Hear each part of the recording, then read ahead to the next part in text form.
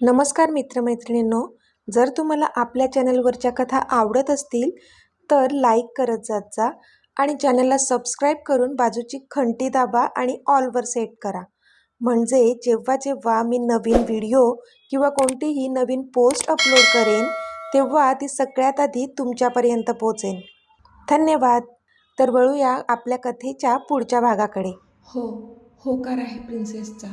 अमितचे ते शब्द वारंवार त्याच्या कानात घुमत होते आणि त्याला अतोनात त्रास होत होता.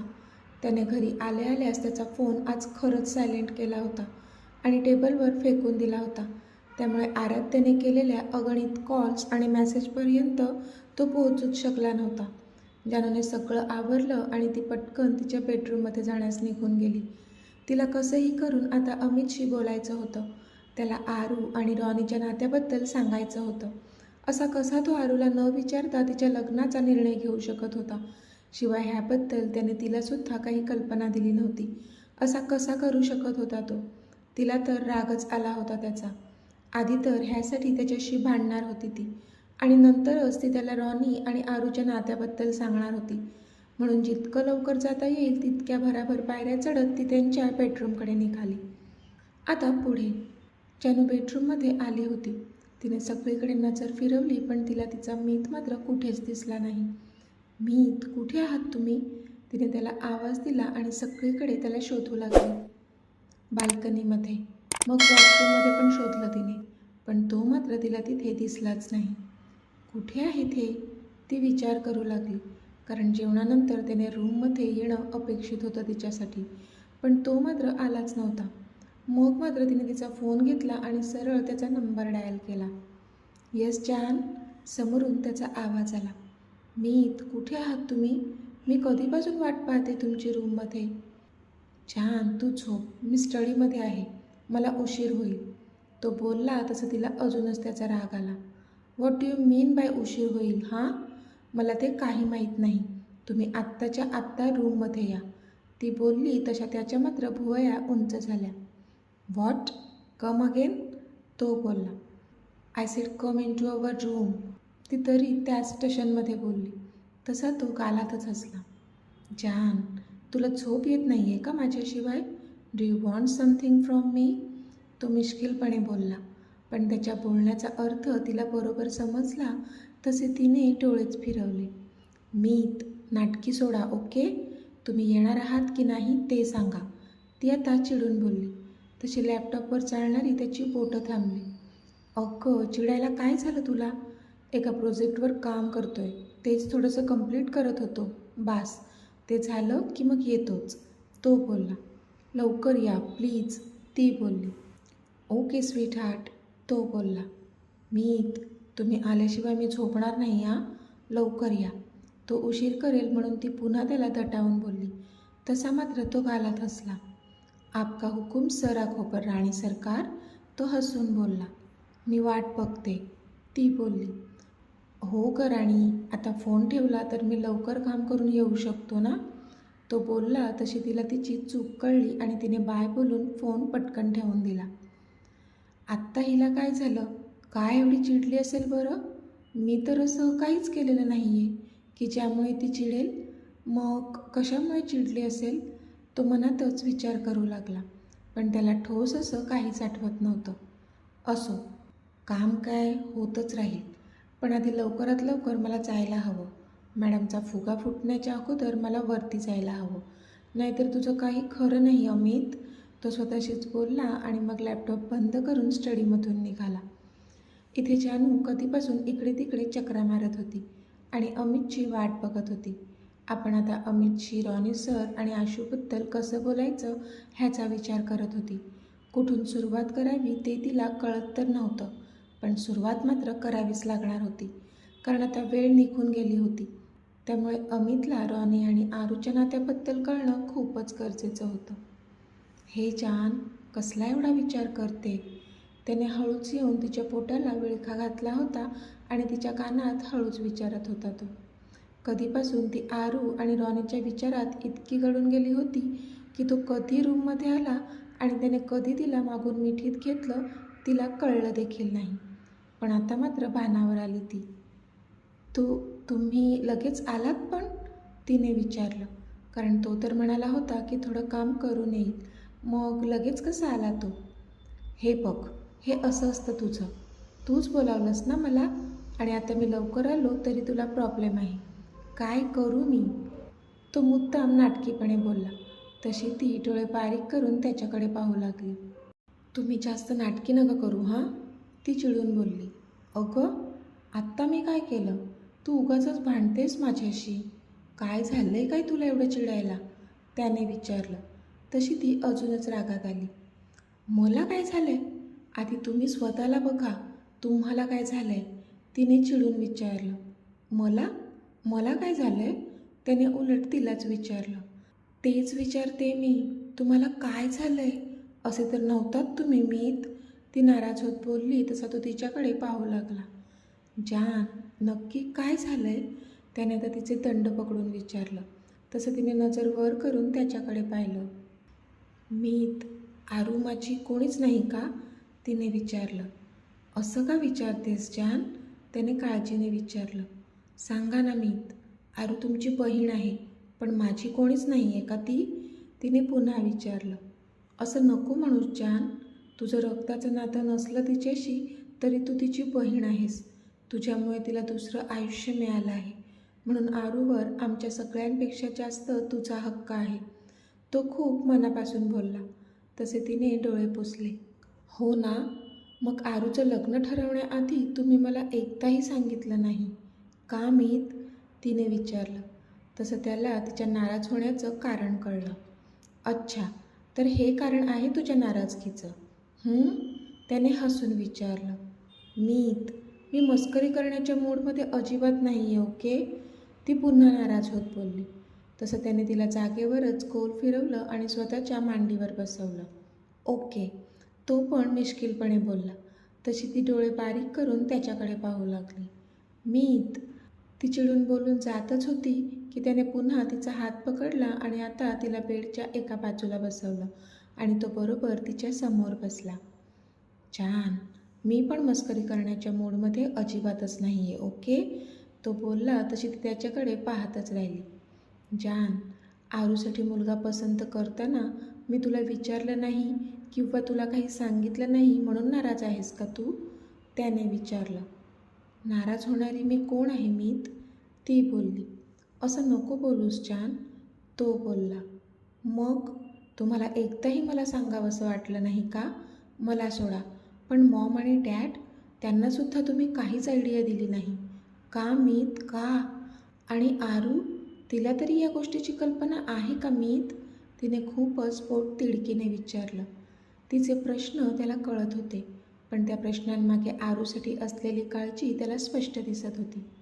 जान, 1 मिनिट, जरा शांत होतेस का तू? मी बोलू का काही? त्याने विचारलं. तशी तिने खालीवर अशी मान हलवली. पहिली गोष्ट तर ही की मी तुझ्यापासून आजपर्यंत कोणतीच गोष्ट लपवलेली नाही आहे. पण आत्ता मला तुला आणि घरच्यांना देखील सरप्राईज द्यायचं होतं म्हणून मी तुला हे सांगितलं नाही. पण नंतर मी सांगणारच होतो तुला. पण जर तुला वाईट वाटलं असेल तर खरंच आय एम सॉरी, तो बोलला. पण मीत, आरू, ती बोलतच होती की तुला काय वाटतं जान? मला काळजी नाही आरूची? आरूसाठी जो मुलगा मी पसंत केला आहे तो लाखात एक आहे आणि तो आपल्या आरूला खरंच खूप खुश ठेवेल, तो बोलला. मला तुमची काळजी, तुमचं म्हणणं सगळं पटतंय मीत, पण हा आरूच्या पूर्ण आयुष्याचा प्रश्न आहे. लग्न तिला करायचं आहे, मग तिचं मत नको का लक्षात घ्यायला आपण? तिचं मत काय आहे ह्या नात्यासाठी तिचा होकार आहे का मीत? आरूला राहुल आवडतो का हे आपण तिलाच विचारायला हवं मीत. जानू बोलली त्यावर अमित गालात हसला. हो, आवडतो आरूला राहुल, तिने स्वतः मला सांगितलंय, अमित बोलला आणि इथे जानूचे मात्र डोळेच मोठे झाले. काय? ती अक्षरशः ओरडलीच. हो, तुला माहिती आहे जान, आरू आणि राहुल एकाच कॉलेजमध्ये शिकत होते. ते एकाच क्लासमध्ये सुद्धा होते. त्यांचा मोठा ग्रुप होता. पण राहुल आणि आरू मात्र दोघे बेस्ट फ्रेंड होते. राहुलचं नेहमी आपल्या घरी येणं जाणं असायचं. तो आल्यानंतर आरूसुद्धा खूप खुश असायची. दोघेसुद्धा तिच्याच रूममध्ये बसून अभ्यास करत बसायचे. राहुल खूपच संस्कारी मुलगा आहे, त्यामुळे मॉम डॅडना पण तो आवडायचा. आरू सतत राहुलबद्दल बोलायची.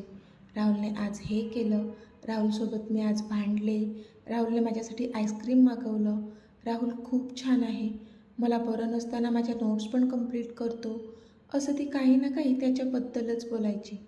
मी आणि आरू खूप क्लोज होतो. घरात जेव्हा जेव्हा काही बोलणं व्हायचं तेव्हा पण ती राहुलबद्दल भरभरून बोलायची. मग शेवटी एकदा मीच तिला विचारलं, आरू, राहुल नक्की तुझा बेस्ट फ्रेंडच आहे ना, की अजून त्याच्यापेक्षा जास्त आहे? त्यावर मात्र ती गडबडली आणि तिने काहीच उत्तर दिलं नाही. पण मी पण तिला खोदून खोदून विचारलं. तेव्हा कुठे ती ॲग्री झाली की राहुल तिचा बेस्ट फ्रेंड जरी असला तरी फ्रेंडपेक्षा जास्त आवडतो तिला. तिने माझ्यासमोर कबूल केलेलं जान की राहुल तिला खूप जास्त आवडतो. तो बोलला. कधी कधी कबूल केलं आहे मीत? तिने विचारलं. अगं तेव्हाच, जेव्हा ते कॉलेजमध्ये होते. तो बोलला तसे तिने तर डोळेच फिरवले. मीत, तुम्हाला कळतंय का तुम्ही काय बोलताय? तुम्ही आता ऑलमोस्ट 10-11 वर्षांपूर्वीची गोष्ट करत आहेत. ती थोडं मोठ्यानेच बोलली. तसा तो कपाळावर आठ्या पाडत तिच्याकडे पाहू लागला.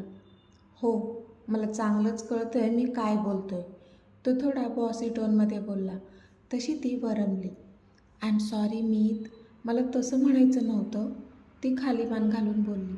तशी त्याने नकारार्थी मान हलवली आणि तिचा चेहरा स्वतःच्या हाताने वर केला. मध्ये एवढी वर्ष निघून गेली म्हणून काय झालं जान? तिला राहुल तेव्हा आवडत होता म्हणजे आत्ता पण आवडतच असेल ना? आफ्टर ऑल ते बेस्ट फ्रेंड्स होते, तो बोलला. तसा तिने एक सुस्कारा सोडला. पण हे जरुरी नाही आहे मीत की तिला राहुल तेव्हा आवडत होता म्हणजे आत्ता देखील आवडतच असेल, तिने नजर वर करून त्याच्याकडे पाहत सांगितलं.